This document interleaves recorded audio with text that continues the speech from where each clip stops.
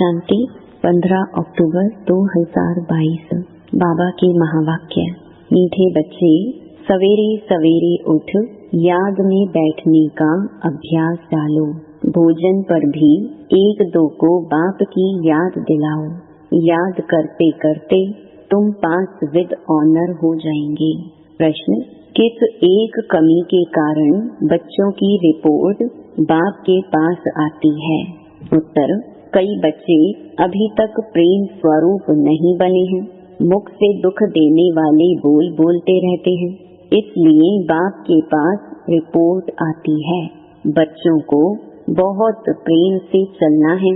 अगर स्वयं में ही कोई अवगुण रूपी भूत होगा तो दूसरों का कैसे निकलेगा?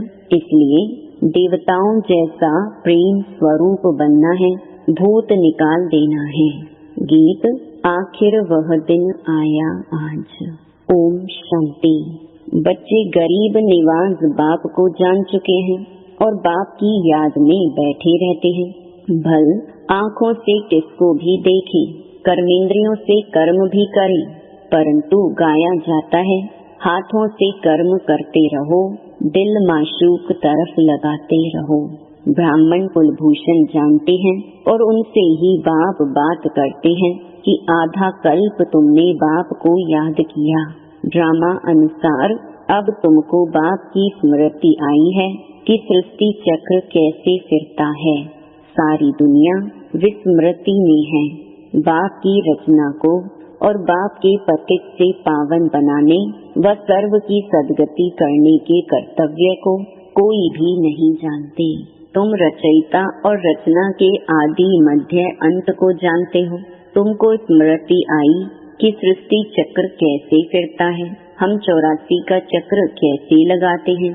जिन्होंने सतयुग से लेकर कलयुग के अंत तक पाठ बजाया है, वही अभी भी बजाएंगे।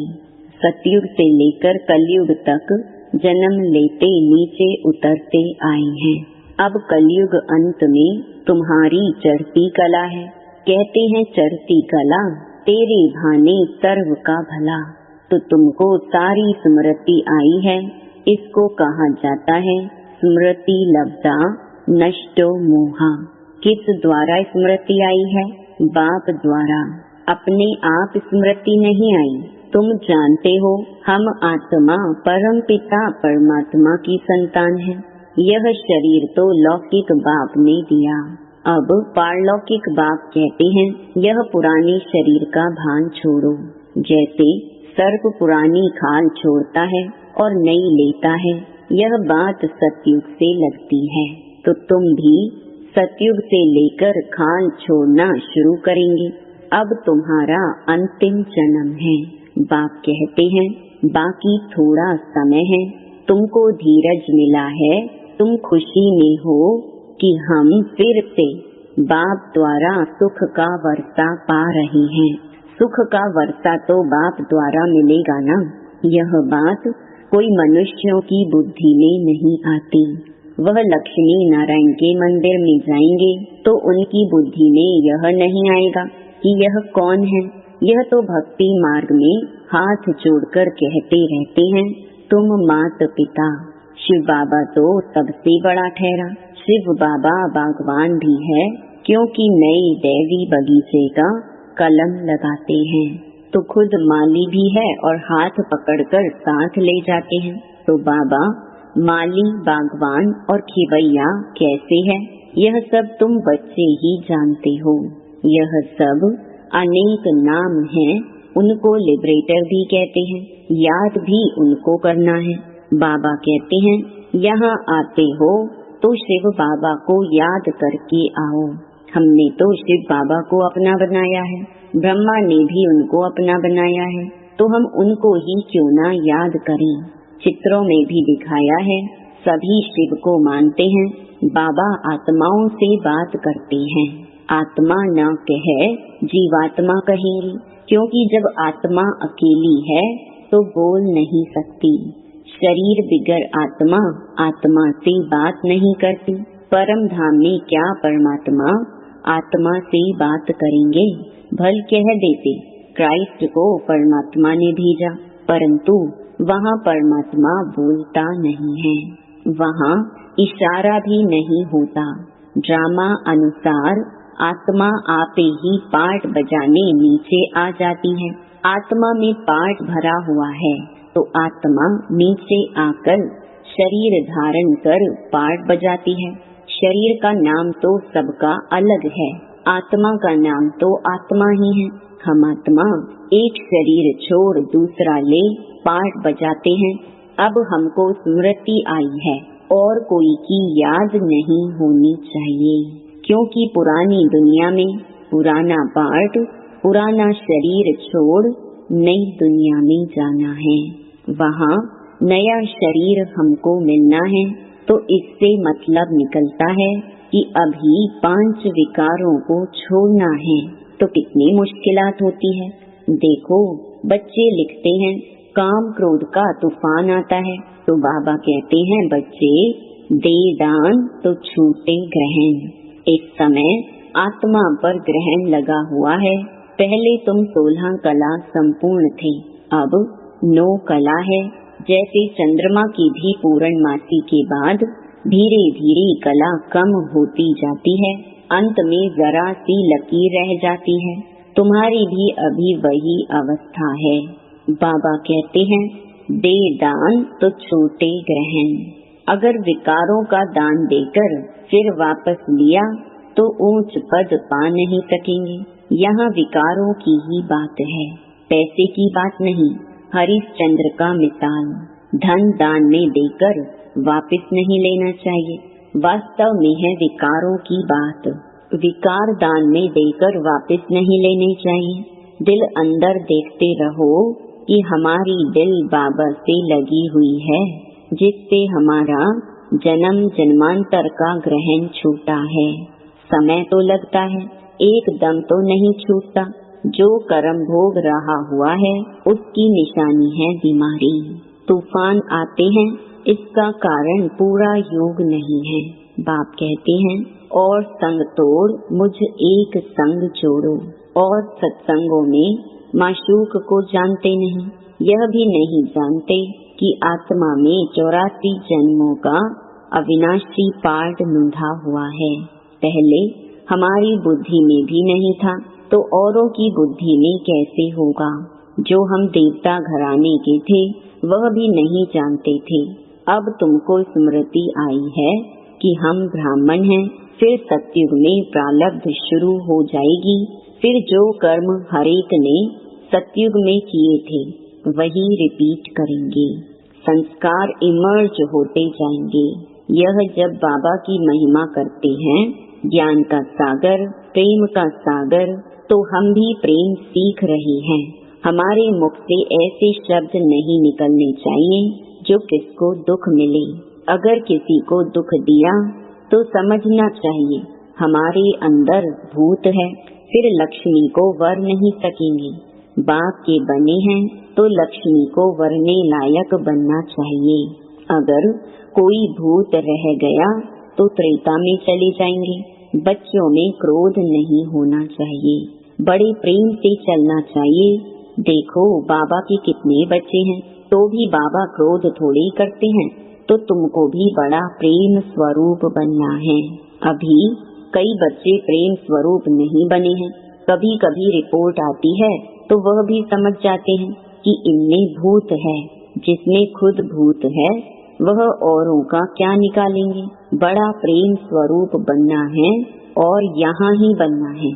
देवता प्रेम स्वरूप है ना। देखो लक्ष्मी नारायण का चित्र कितना खींचता है, तो हमको भी ऐसा बनना है। तुमको पति क्रोध करता है तो भी प्रेम से बात करनी है। यह नहीं उनमें भूत है तो मुझ में भी आ जाए। नहीं, मेरे में जो अवगुण है कैसे भी करके अवगुणों को निकालना है।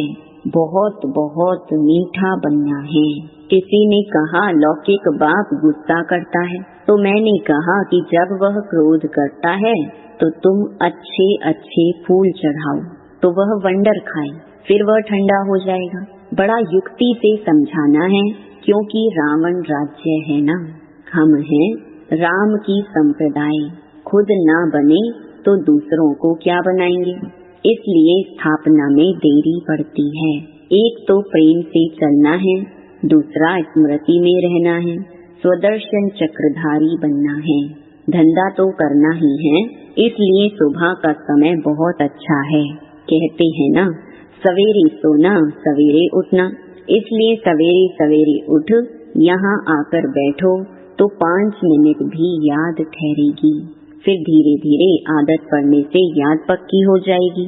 अच्छा खाना खाते हो तो देखो कि कितना समय बाबा की याद में खाया। अगर सारा समय याद किया तो वह भी बड़ी बहादुरी है। भोजन पर 1-2 को इशारा देना है कि बाप को याद करो। एक एक गिट्टी पर याद दिलाओ। हमारा है ही सहज योग। अभी बुद्धि में ज्ञान आया है। परम पिता परमात्मा को सर्वशक्तिमान कहते हैं, तो उनमें भला क्या शक्ति है। यह नहीं कि बॉम्ब बनाने की शक्ति है, नहीं, उनको याद करने से विकर्म विनाश हो जाते हैं। यह शक्ति है ना। देखो है कितना भोला और शक्ति कितनी है। यथार्थ रीति याद करने में मेहनत है ना, तो मेहनत करनी चाहिए। सुबह का समय अच्छा होता है। भक्ति में भी सवेरे सवेरे उठते हैं, ज्ञान में भी सवेरे का समय बहुत अच्छा है। बाप कहते हैं, मैं कल्प में एक ही बार आता हूँ तुमको साथ ले जाने के लिए, तो बिल्कुल खुशी खुशी से जाना है, दुख धाम से निकलना है। ऐसी स्मृति होगी तो डरेंगे नहीं।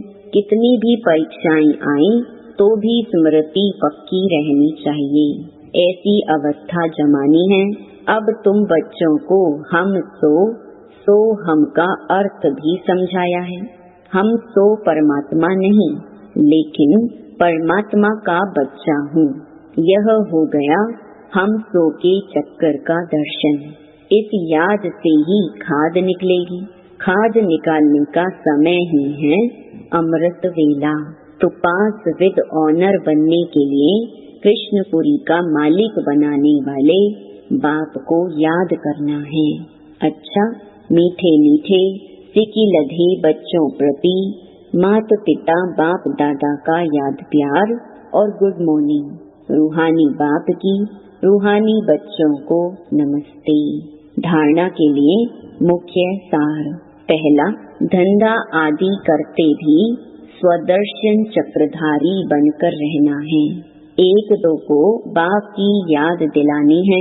कितनी भी परीक्षाएं आ जाएं तो भी स्मृति में जरूर रहना है। दूसरा, विकारों का दान देकर फिर कभी वापस नहीं लेना। किसी को भी दुख नहीं देना है, क्रोध नहीं करना है। अंदर जो भूत हैं उन्हें निकाल देना है। वरदान, मालिकपन की स्मृति द्वारा परवश स्थिति को समाप्त करने वाले सदा समर्थ भव। जो सदा मालिकपन की स्मृति में स्थित रहते हैं, उनके संकल्प ऑर्डर प्रमाण चलते हैं। मन मालिक को परवश नहीं बना सकता। ब्राह्मण आत्मा कभी अपने कमजोर स्वभाव संस्कार के वश नहीं हो सकती। जब स्वभाव शब्द सामने आए तो स्वभाव अर्थात स्व प्रति व सर्व के प्रति आत्मिक भाव, इस श्रेष्ठ अर्थ में टिक जाओ। और जब संस्कार शब्द आए तो अपने अनादि और आदि संस्कारों को स्मृति में लाओ तो समर्थ बन जाएंगे। परवश स्थिति समाप्त हो जाएगी। स्लोगन, वरदानों की शक्ति जमा कर लो तो परिस्थिति रूपी आग भी पानी बन जाएगी। मातेश्वरी जी के अनमोल महावाक्य। पहला, बदनसीबी और खुशनसीबी। अब यह 2 शब्दों का मदार किस पर चलता है, यह तो हम जानते हैं कि खुश नसीब बनाने वाला परमात्मा और बदनसीब बनाने वाला खुद ही मनुष्य है। जब मनुष्य सर्वदा सुखी है तो उन्हों की अच्छी किस्मत कहते हैं, और जब मनुष्य अपने को दुखी समझते हैं तो वो अपने को बदनसीब समझते हैं। हम ऐसे नहीं कहेंगे कि बदनसीबी व खुश नसीबी कोई परमात्मा द्वारा मिलती है, नहीं, यह समझना बड़ी मूर्खता है। परमात्मा तो हमें खुशनसीब बनाता है, परंतु तकदीर को बिगाड़ना व बनाना यह सब कर्मों के ऊपर ही मदार है। यह सब मनुष्यों के संस्कारों के ऊपर ही है। फिर जैसे पाप और पुण्य का संस्कार भरता है, वैसे तकदीर बनती है। परंतु मनुष्य इस राज न जानने के कारण परमात्मा के ऊपर दोष रखते हैं। अब देखो, मनुष्य अपने को सुखी रखने के लिए कितनी माया के तरीके निकालते हैं। फिर उस ही माया से कोई अपने को सुखी समझते हैं और कोई फिर उस ही माया का संन्यास कर माया को छोड़ने से अपने को सुखी समझते हैं। मतलब तो कई प्रकार के प्रयत्न करते हैं, परंतु इतने तरीके करते भी रिजल्ट दुख की तरफ ही जा रही है। जब सृष्टि पर भारी दुख होता है, तब उसी समय स्वयं परमात्मा आए गुप्त रूप में अपने ईश्वरीय योग पावर से दैवी सृष्टि की स्थापना कराए सभी मनुष्य आत्माओं को खुशकिस्मत बनाते हैं। दूसरा, जिस समय ओम शांति कहते हैं तो उसका यथार्थ अर्थ है मैं आत्मा सालीग्राम, उस ज्योति स्वरूप परमात्मा की संतान हूँ।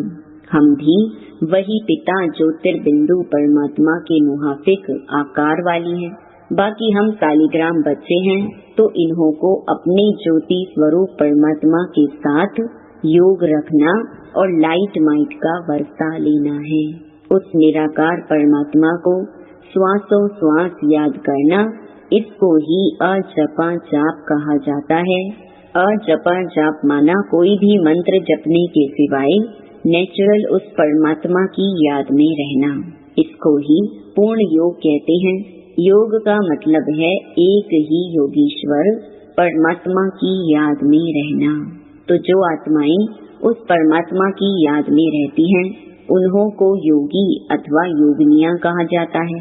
जब उस योग अर्थात याद में निरंतर रहें, तब ही विकर्मों और पापों का बोझ नष्ट होता है और आत्माएं पवित्र बन भविष्य जन्म में देवताई प्रारब्ध पाती हैं। अब यह चाहिए नॉलेज, तब ही योग पूरा लग सकता है। तो अपने को आत्मा समझ परमात्मा की याद में रहना, यह है सच्चा ज्ञान। अच्छा, ओम शांति।